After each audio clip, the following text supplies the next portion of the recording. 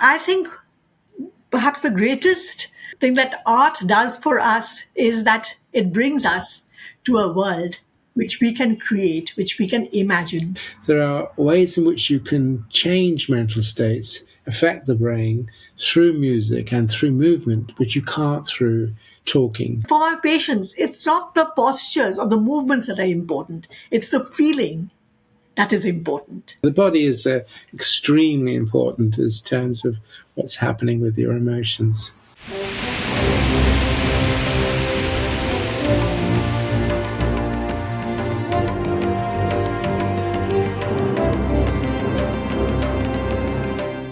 Welcome to the Waterfall, a video podcast and community in which we explore well-being, sustainability, the arts and technology. For this special episode about dance, music and art therapy, Kaberi and I were privileged to speak to Professor Amita Dutt, who joined us from Kolkata, India, and Professor Paul Gilbert OBE, who joined us from Derby in the UK. Professor Amita Dutt is a revered Kathak dancer.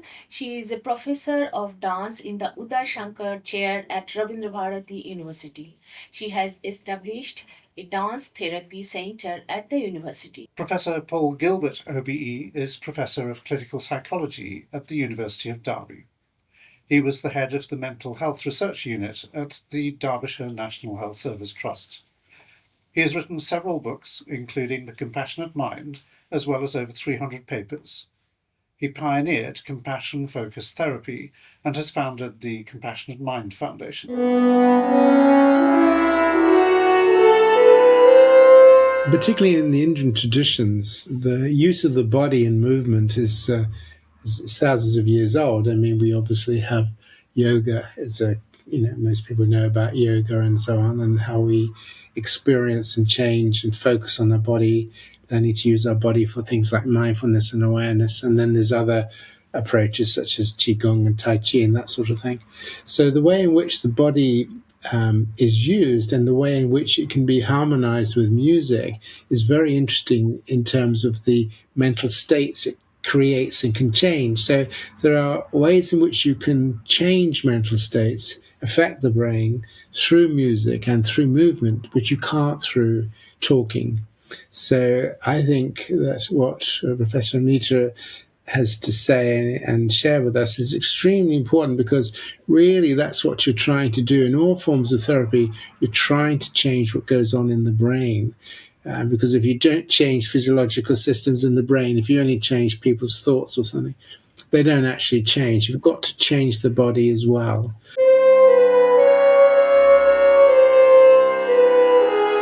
The thing is that your body responds to threat with certain kind of postures and muscle groups. So typically when we respond to threat, the body curls inwards, the shoulders come inwards, we curl up, that sort of thing.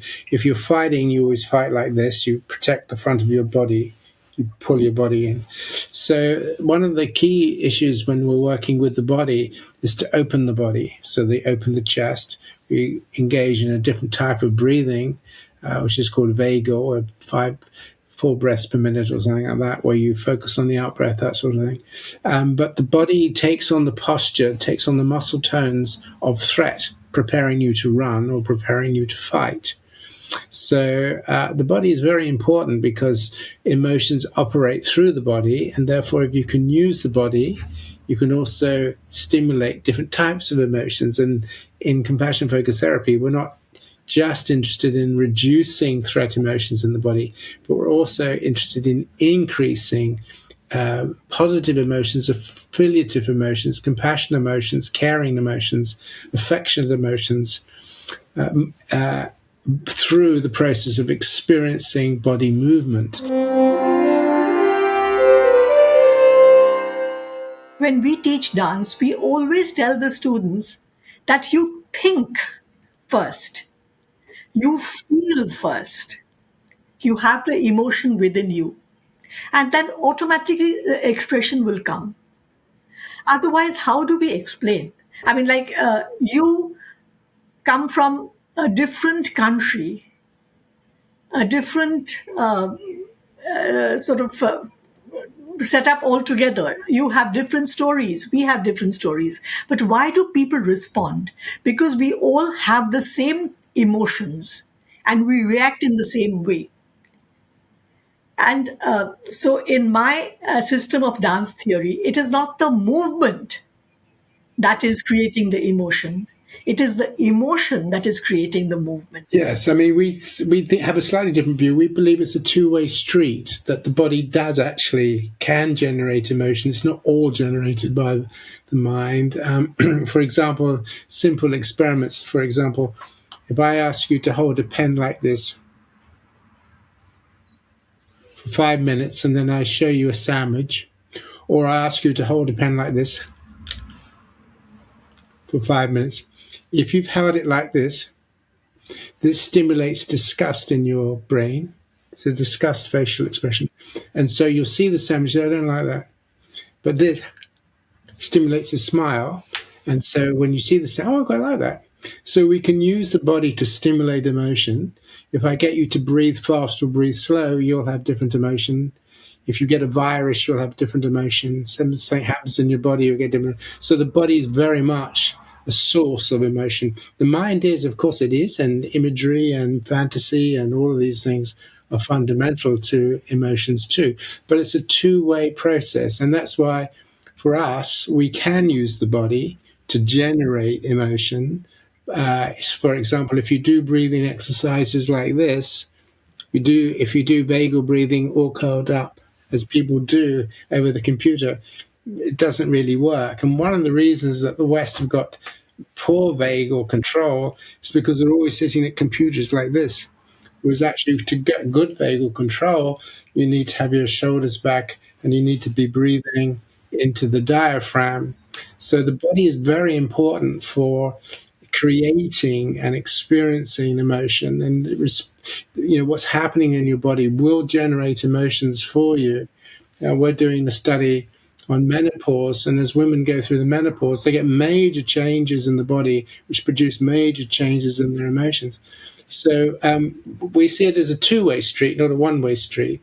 And you're right. If you have trauma tends to affect the body, and then, so for example, it can affect your threat system. When you get trauma, your threat system gets reset. The physiology gets reset, which makes it very much easier for you to be triggered into anxiety in the future. It's a triggering. So, for example, one last example: if you eat something like fish or something, and the fish makes you very ill, it makes you very sick. The next day you see fish or you smell fish, you immediately start to feel nauseous. That's not thinking. That's actually a direct experience of the smell. It's a sensory generated experience. No, oh no, the fish. Oh, I can't.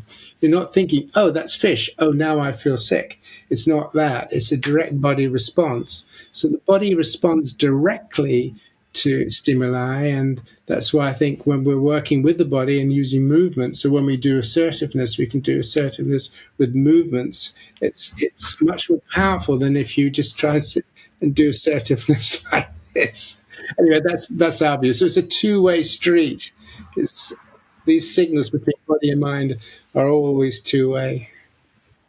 No, that is true. I mean, because your emotions, when you express them through your body, you're involving your body. And I suppose it helps too, because as I said, that if you are scared, automatically your body curls up.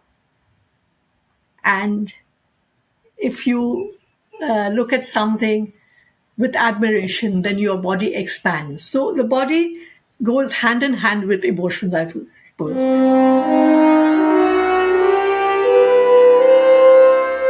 What I try to make the older people feel is that they go into a different world altogether.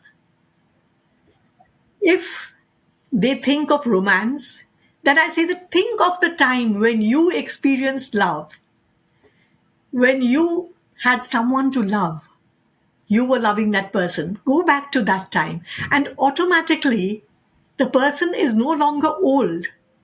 The person goes back to that time and actually feels that emotion and feels the youthful spirit. Then with younger children, we always try to introduce different ideas, sometimes in the form of a story, sometimes in the form of a certain experience. In fact, even when I teach in different countries, in fact, once I had gone to Switzerland and I was teaching the different emotions. So I said that, look, we generally use our mythological stories, but you don't know them. You don't have to use that our mythological stories. You create a story of your own. And they started creating. They said, okay, one young boy goes to the garden. So I said that, okay, what does that person do? Then someone said, that person sees a beautiful flower. So I said, okay, you pick up the flower. And automatically the person picks up the flower and smells it. And you can feel the experience that the person is having. And automatically a different world is created.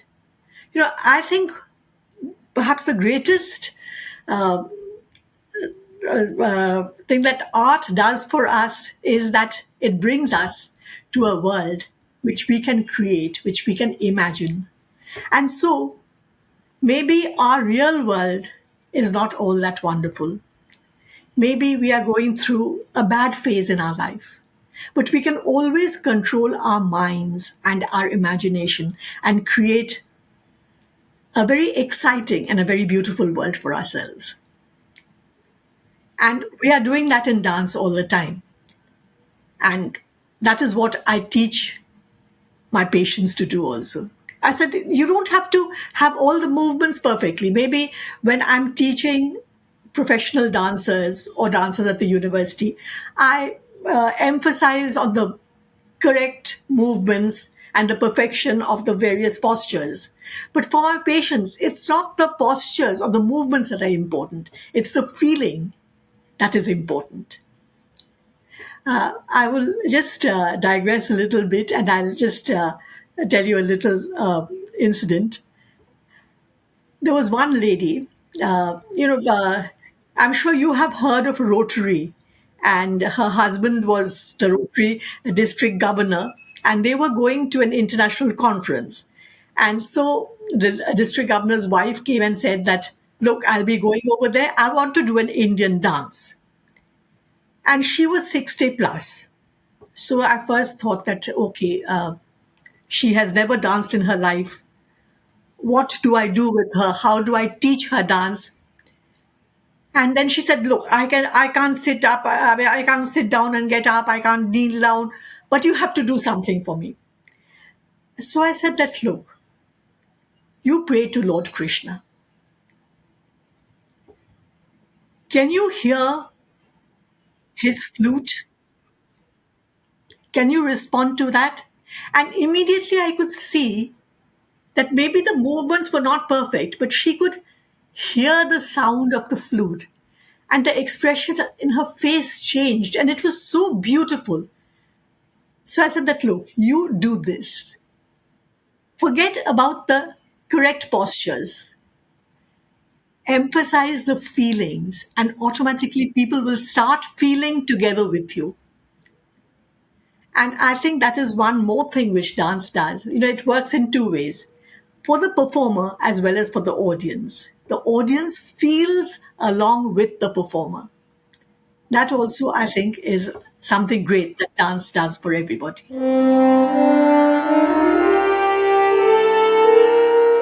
Well, I think when we use it in therapy, right, we're using the body. We're using the body to express their emotions. So how would you express shame, or how would you express anger? And we get people to, I mean, I don't, but my colleagues that work in this way get people to do that, to do movements. So they begin to learn how the body moves when it's in a different emotional state, and how you can change emotional states by changing how you move. So, for example, when we do compassion training, we can invite people to imagine compassion, but with a still face, but then with an open face, the friendly face, and noticing what happens when you practice compassion with a a friendly face. It's quite different. So actually using the body as a way of stimulating emotion, is quite important. So that's how we use it.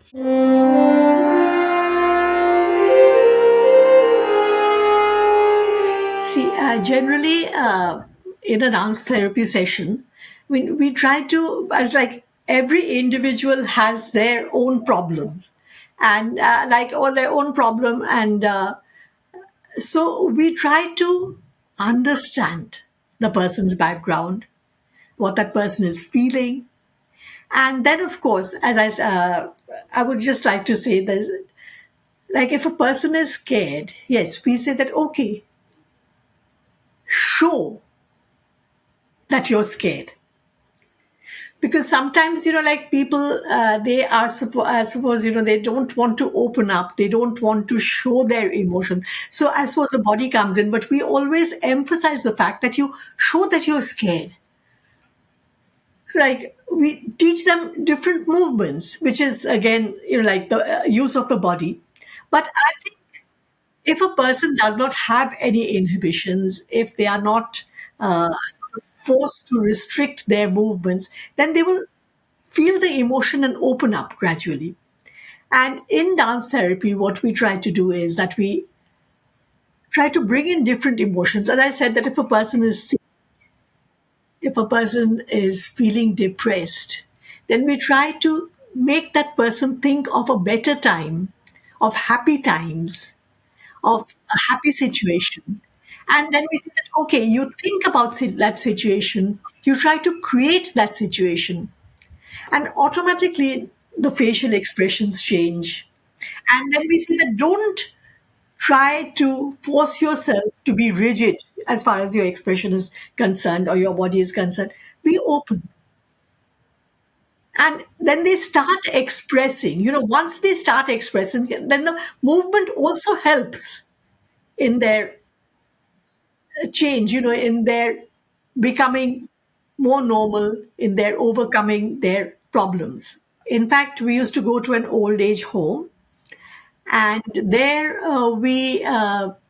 when we first went over there, then we found that everybody was very depressed because, like, I don't know about different countries, but in our country, a person going to an old age home feels very depressed because that person feels that their own family has disowned them and they have sent them to an old age home. And so they don't want to talk to each other. But then we introduced uh, certain dance movements. Also, we taught them how to sing. And those who could not sing, we motivated them to recite poems so that they could go into a different world. And once they started uh, giving their little performances of maybe a song or a recitation of a poem or some dance movements, they started feeling very happy. Professor Paul, I hope you won't mind if I just say that maybe, dopamine was created in their system because, like they felt that they could achieve something, and the fact that they were being praised automatically brought happiness within them. Now, this was happening to all the other members of the old age home, but there was one lady whom I sort of realized she was just sitting in one corner and not responding to anything.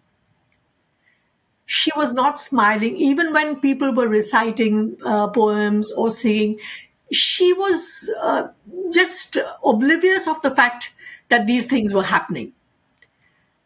So I went over to her and so I said that, what is your problem? You don't want to be a part of all that is happening around you. She said that has been a part of my life. When my husband died, not a single person came to be there with me. I myself took him alone to the funeral place. And then after I came back, I felt that I did not need anyone. I was good enough on my own. Then I said that, look, would you like to enact what you went through? And she In the beginning, she wasn't agreeing to it, but then we tried to motivate her, and she did. And then she showed that her husband passed away. There she was crying. She was waiting for people to come and be by her side. Nobody came. Then she took her husband, and like the whole process, she actually enacted and actually relived. And after that, suddenly, when it was over, she started crying. I mean, the people of the old age home, I mean, those who were looking after these inmates, they said that she had never ever shown any emotion before this. Even the fact that she was crying was something really unique. And after crying, she said that now I have got over that because, like she had been sort of suppressing everything within her and not giving vent to any emotion. But then after all this, she became normal. And from the following day, whenever we went over there, she participated in all the activities that we made the older ladies go through. In fact, we always tell them that look, your song doesn't have to be brilliant. You can be out of tune. Maybe you won't be able to dance well. You'll get tired. Or maybe some of them couldn't even stand properly. But I said that, look, you feel that even while sitting, you try to do movements. And it is not important of how correct or how beautiful your movement is. What is important is that you have expressed something. You have been a part of the emotion that you are trying to create or trying to show. This was my experience. Have you seen cases where dance therapy has had a long term effect? Yes. Look, first of all, we have worked in various places. Like we have once when we went to a place where there were people who were suffering from who had suffered from polio. Maybe they had no longer had the polio virus in them, but then their muscles were not working properly. They couldn't move properly, and many of them couldn't even move their feet or their legs. So I said that okay, doesn't matter. To the rhythm, you first try to just use your ankles and do a movement like this. Then gradually you use your leg. Listen to the music, respond to the music. And then gradually, like what happens is that if the people don't move for a long time, then automatically the muscles become weak. So, like in this process, they gradually gained confidence. They started moving. And as they started moving, they had the urge to do more and to be involved. And in the process, their body also became healthier. And again, we've also worked with people who are sort of called, like earlier they were called handicapped or mentally not normal or abnormal and so, but now they are called special people, people with special needs, so on. Now, these people, generally what happens is that when you have a child like that in your family, generally the parents try to pamper them or want to, I mean, they are always pampering them. So the child, um, doesn't want to behave in a normal way. And we went to a place where such children used to come with their parents, and they would all come and sit in a room. The instructors wanted them to interact with each other, but nobody was interested in interacting because they preferred being with their parents because their parents treated them in a special way, which they were not getting from the instructors. So at least I told the director of the institute that I would like to work with dance therapy on them. So he said that, Madam, I can't say no to you. But what can you do with children like this? I mean, they don't want to react to anything.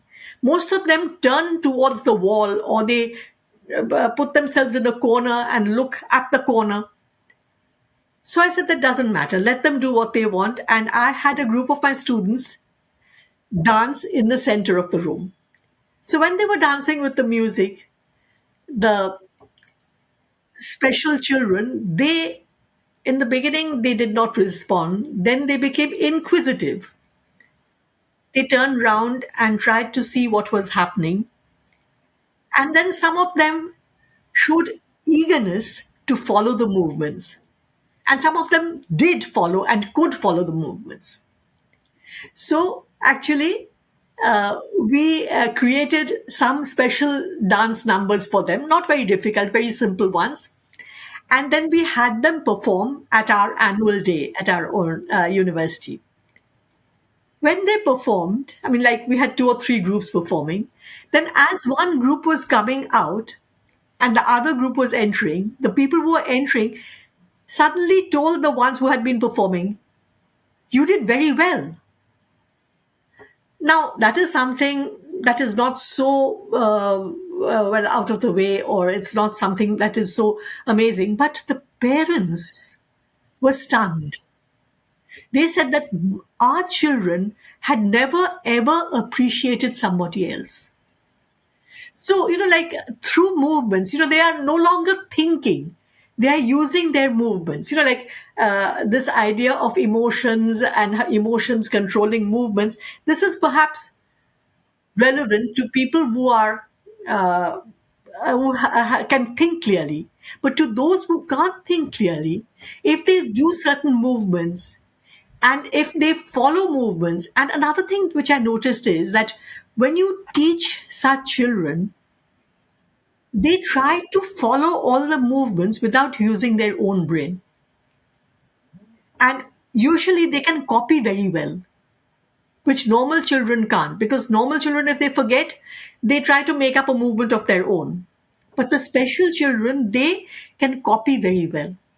And the fact that they could perform something gave happiness to them. And the fact that they could see others perform brought about this feeling of admiration in them. They could admire what the others were doing. And that is a feeling which brought them out of their own little cocoon, and they could see the world outside and feel and understand.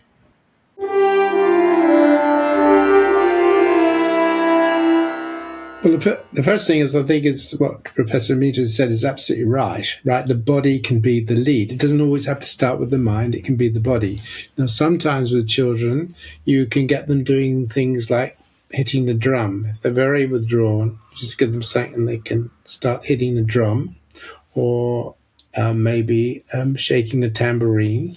Movement is incredibly important for children who are very withdrawn into themselves, because you talking to them and trying to use their mind is not going to work. You can only use the body. You can only engage them. They can start to engage in the world by moving and banging the drum or something like that. So this is very, very important. And what Professor Mita was saying is extremely important for children who can actually be brought into movements and begin to experience them being in the world through the movement of their body. So that's absolutely right. So your question is, do we use the body when we're working with trauma? Yes, we do sometimes. And the example that Professor Mita gave was of reliving. It's called reliving, when you invite the person to go through the experience again, either with the actual actions or just working with the memories. It can be both, really. And that is important, because reliving does stimulate unprocessed emotions. And of course, if it doesn't do that, then it's not going to be very helpful. So the unprocessed grief arose because Professor Anita gave her the opportunity to relive the experience through the body by going the movements of the funeral and so on and so on. So that's extremely, extremely important. And you can just talking to somebody about it won't always do it. You have to involve the body sometimes. How were you standing? How were you looking? What was happening? Can you move in the way that you experienced at that point? So absolutely. So this is why I think the use of the body in movement is extremely important. And then dance is another expression of that, of course. But yes, we would go along with that completely.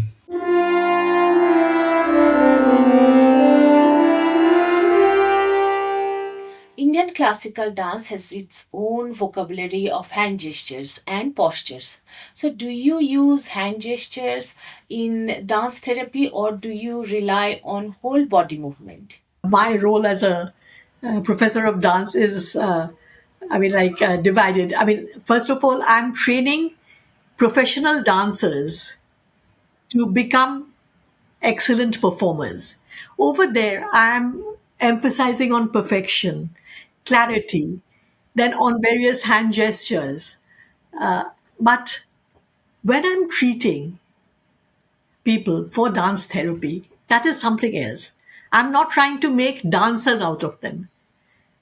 I'm trying to use dance as a tool to help them overcome their problems.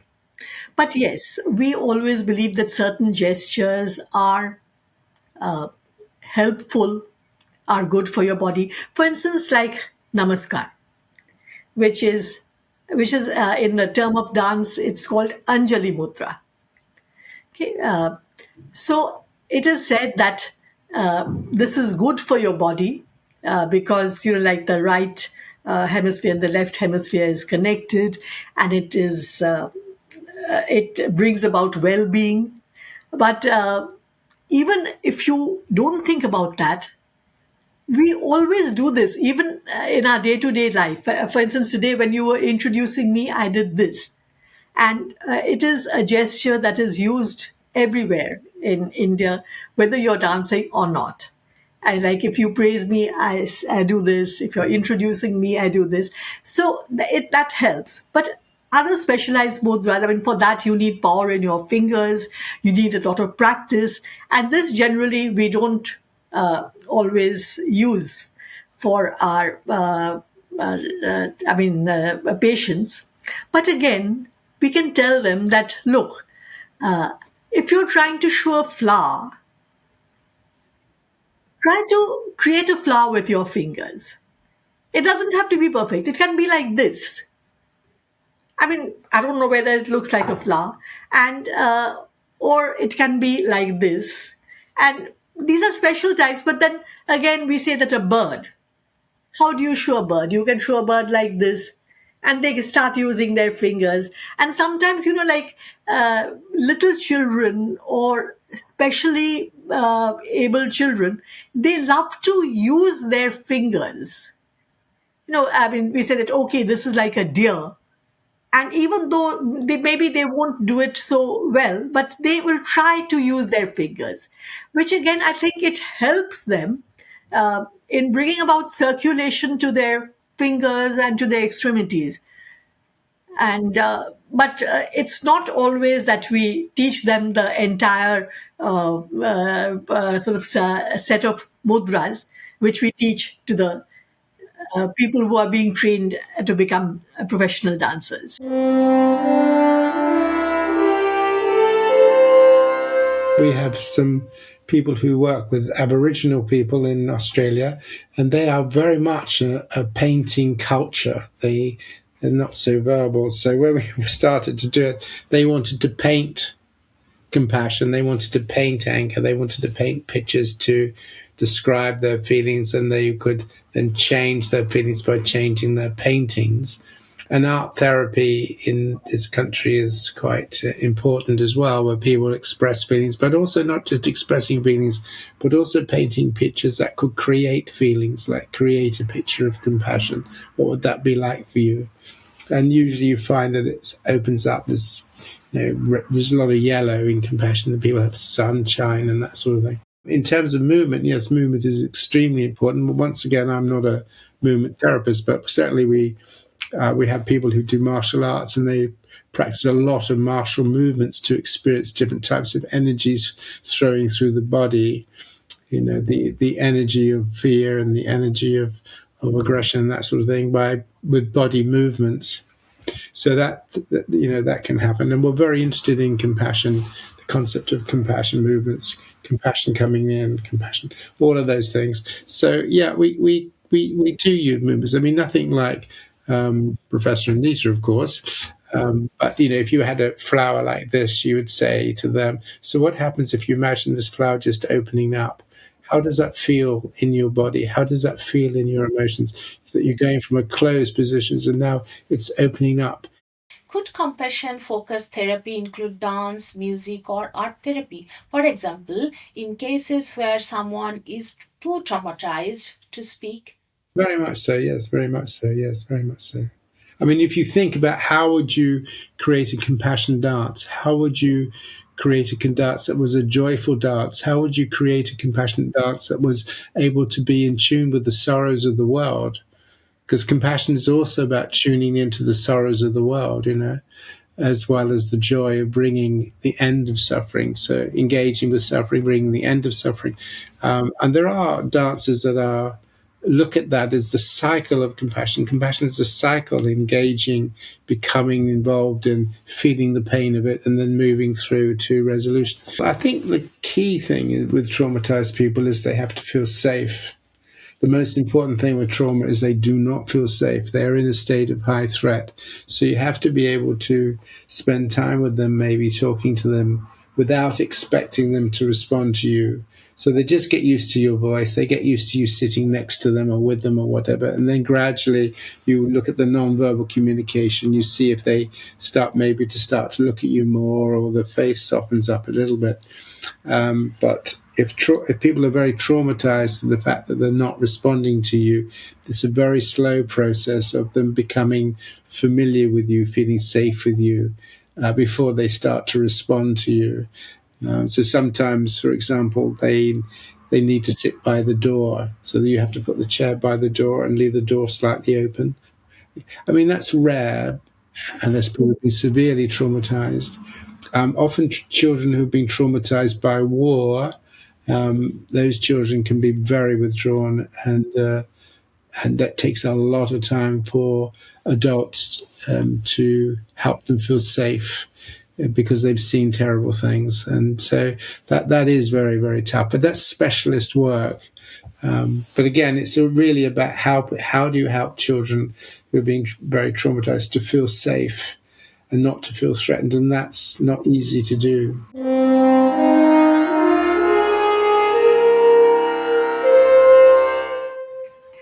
Well, in the beginning, say maybe 50 years ago or 100 years ago, or people did not believe that art or art therapy or dance therapy could cure. But today, people are giving value to these therapies. In fact, most doctors are saying that even if we treat them with traditional medicine, unless they themselves want to get better, they'll never, I mean, the healing process will not start. So, in many hospitals in our country, they are employing music therapists and dance therapists who come and help the patients.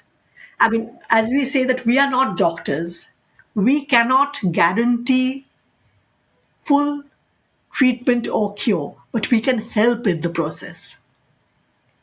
Especially with cancer patients, if we make them do certain movements, maybe enact in their own way little dramatic stories, they for some time feel better. And sometimes, some hormones, as the doctors have said, are released in their system, which help them to feel better and to respond to treatment better. So, more and more all over the world, I think people are realizing the value of art therapy. And dance is, of course, a part of art therapy. It includes music, visual arts, dance, everything. In fact, because in art, it is the imagination which is working, the emotions which are working. And I think in today's world, especially with the AI coming in, as I always say, that many teachers often feel that the AI is posing a threat to them, but always say that the AI has no emotion, which the human beings have. And so I think the value of emotions and what the emotions do to human beings is realized even more and more. And today, in fact, there are so many cases where art therapy has helped people become better, with, of course, the help of traditional medicine. But it is the therapy which has gone hand in hand with medical treatment. Yes, I think the key thing that Professor Mita is saying is that, particularly for people who might struggle in wanting to talk about things, it's a fantastic way of actually starting to engage. And I don't have to think too much about it. I can engage in the dance and begin to experience emotions. There are different pathways into experiencing your inner world. All right, you don't have to experience your inner world through talking about your emotions and so on. You can experience and work with your body in ways that don't require you to get deeply into things. So, art really is a wonderful way in which people can begin to work with their emotions and their difficulties, but not by having to kind of bring them fully into mind, as it were. And it can become a platform by which they can then begin to talk about what they're feeling through their dance or through their movement or through their art. So it's a completely new and different and very strong medium for the exploration of the mind and sharing feelings with your therapist. So it's very art therapists talk about feelings in a very different way to what I might do, for example, in the standard therapy. And as Professor Anita was saying, it's particularly good for people who are very withdrawn into themselves, say children or traumatized, people, as you say, in the retirement home, that sort of thing, because that process of movement is much more powerful, and engaging in actions and doing things together is much more powerful than just talking. So I think what's my experience is what's happened to psychotherapy in the last 20, 30 years is it's become much more embodied. The issue of the body and the use of the body, the use of breathing exercises, the use of yoga, the use of movement, the use of art, all of these modalities of working with our emotional lives, our experiences, people are now beginning to realize these are very powerful. And as Professor Mita says, they are physiologically powerful. If you dance, you are changing your brain. If you're moving, you're changing your brain. Nothing can happen without changing your brain. So these are very, very important. And the research on art therapy and dance and music therapy is another one I'm very interested in. It's good. The data is very good. We've been doing a study with a conductor from New York, and they have been going into people with have very severe physical conditions, and they play music for them, and they play the music they want. So they say, "What would you like to hear?" And they say, "Oh, I'd like to hear some Chopin or something." And so they will play that for them. And looking at what happens when somebody they experience somebody playing music for them. We will play this music for you. This music is a gift to you. So understanding not only music, but the way in which music is received. How do we receive it? What is the intention of the person? So like with the art therapist or the dance teacher, what is the feelings coming from the teacher, from the therapist? They're not just a technical, I'm going to just show you these things. In the relationship between the instructor and the dancer and the dance instructor, there is an emotional connection, a feeling of what that instructor is trying to help the instructed experience, right? So it's not cold, it's not indifferent. I'm just going to show you this. That emotional texture in the sharing of the movement is very important, and how you experience the other who's helping you and showing you, that's very important. So all of these things, I think art and movement and dance are wonderful ways in which we can engage people's minds and help them to work through whatever they need to work through, or just simply find a way to find confidence and to express themselves and find joy, really.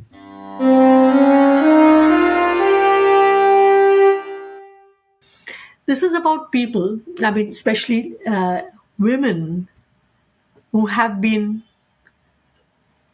sexually harassed or ill treated, it often happens that they start hating their bodies. They are ashamed of their bodies. So, a part of our dance therapy is also to make them start loving their body. Because maybe their body has been wronged, but the body is not something that is despicable. It is something that we should be proud of and happy to have. And so we always show them that, like, try to caress your body yourself. Try to look at the mirror and admire yourself. So, like once they start doing this, then they start overcoming the trauma that they have had. Yes, I mean, I think that's an important point. That because you say, would you hate your body if this hadn't have happened? No. So it's happened because of the trauma, because of what was done to you. Okay. So take that hatred now, imagine that, and now do that. Right? You give it back to the person that did it to you. So because you have to also be in touch with their hatred, you have to work with the hatred. The hatred goes to the abuser, right? So they've learned to pour the hatred, to hold the hatred in themselves. So it's about how do you now allow your body to express your hatred outwards to the abuser, right? So it leaves your body, and then you are, and so on and so on. So the body becomes renewed because it rids itself of its hatreds. So and sometimes people think I'm contaminated, and you say to them, "Well, did you know that your body is changing its cells every 7 years? You've got completely new cells in your body than you had previously. You do not have the same body. Your body has been totally changed." So all of these things, right, about how you can use the body and think about the body in terms of dealing with trauma is extremely important, and using the body to externalize your hostile feelings is very important, as well as learning how to experience loving feelings. Yes. In fact, like people, when they think about dance, they always think about people smiling and doing beautiful movements. But as I said, that, we have this Rodra Ras where we move. Like, so you can use those to actually express your anger towards someone who has hurt you and ill treated you. So, like we have all these emotions. Again, disgust. Like there are so many horror. I mean, everything in this world is not beautiful. And it is wrong to think that art only expresses beauty. Yes. Yes. So art also expresses other feelings. And that is why we have all these 9 different emotions where you can show your anger, you can show your hatred. I mean, these are normal human emotions. They are not something that we should be ashamed of or try to hide. And I think the point that you make is an important one, that it's sometimes easier to show your hatred through emotion rather than through your body rather than talking about it, or at least to begin with, really.